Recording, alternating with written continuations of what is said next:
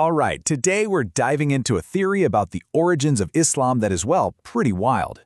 We're going back to 1911 when a French scholar named Paul Casanova put forward an idea that completely flipped the script. He basically suggested that the religion's original message was something totally different from what we know today, a message that he believed was hidden in plain sight.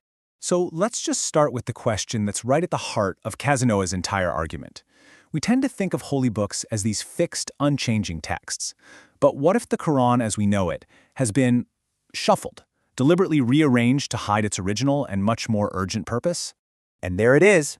This is Casanova's bombshell. He argued that Islam didn't start out as a blueprint for an empire and a system of laws. Nope, he believed its original message was incredibly simple and incredibly terrifying. The world is about to end.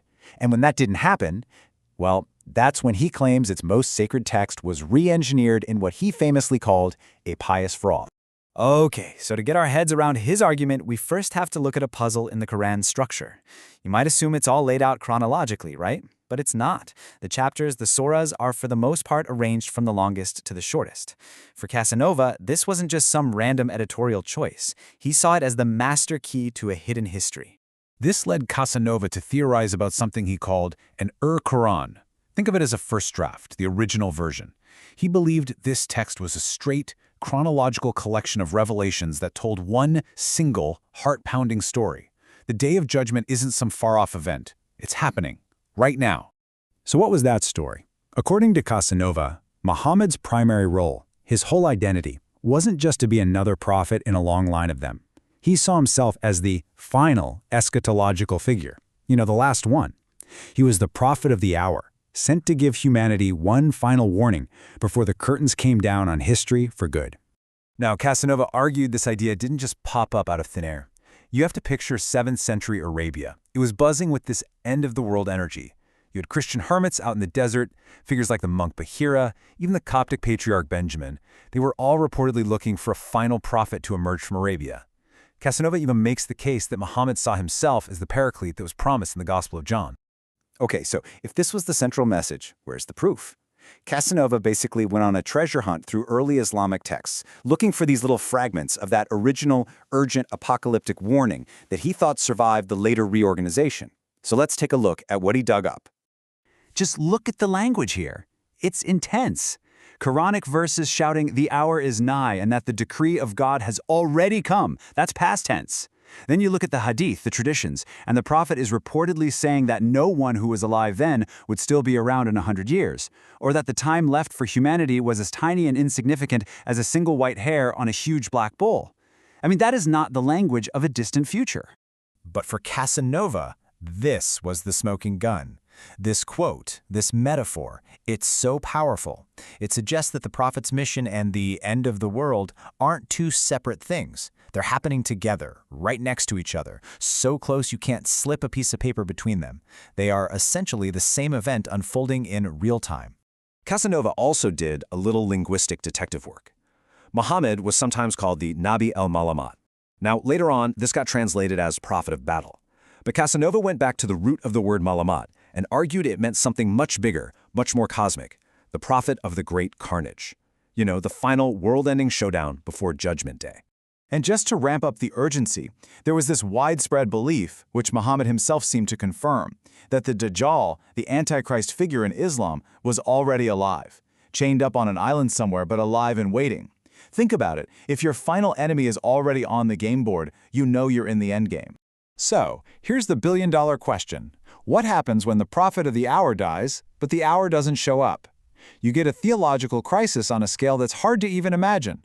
The prophet's unexpected death in 632 AD seemed to completely contradict the single most important promise of his mission. The whole movement was teetering on the edge of collapse. And you could just feel the panic in how people reacted. On one hand, you have Omar, one of the closest companions, who just flat out refuses to believe it. He's insisting the prophet will come back, just like Moses came down from the mountain. That's the reaction of a true believer, whose entire world has just been shattered.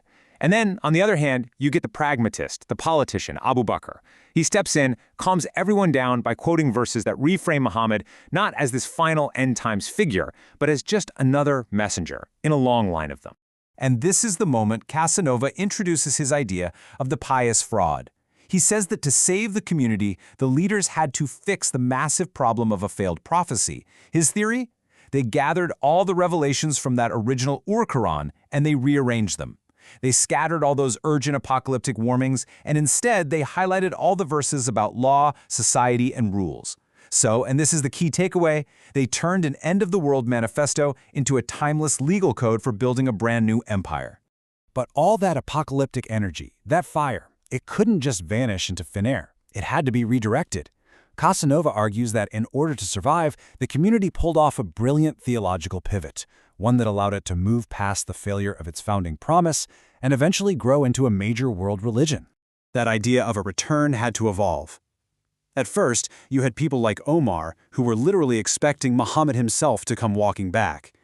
When that didn't happen, the idea shifted. First, it moved to his successor, Ali, as the one who inherited his spiritual mission. And then eventually, it was projected way, way out into the future, landing on the figure of the Mahdi, the guided one who would come back someday to finish the job. So the Mahdi becomes this perfect theological solution. He's a living reflection of the prophet, and he carries that original apocalyptic promise. This let the faith hold on to its end times core, but it kicked the can way down the road, deferring it indefinitely. And that created the space and time for Islam to build a civilization right here in the present. And this brings us to the huge, profound question that Casanova's work leaves us with. It's a really challenging idea. I should say, from a modern historian's perspective, the whole pious fraud conspiracy theory is seen as a bit too much. But his core insight, that early Islam was absolutely drenched in apocalyptic expectation, that idea has been incredibly influential for over a century. So if he's even a little bit right, if the religion was fundamentally forged in the fires of a delayed apocalypse, what does that mean for how we understand its scripture, its history, and its incredible enduring power in the world today?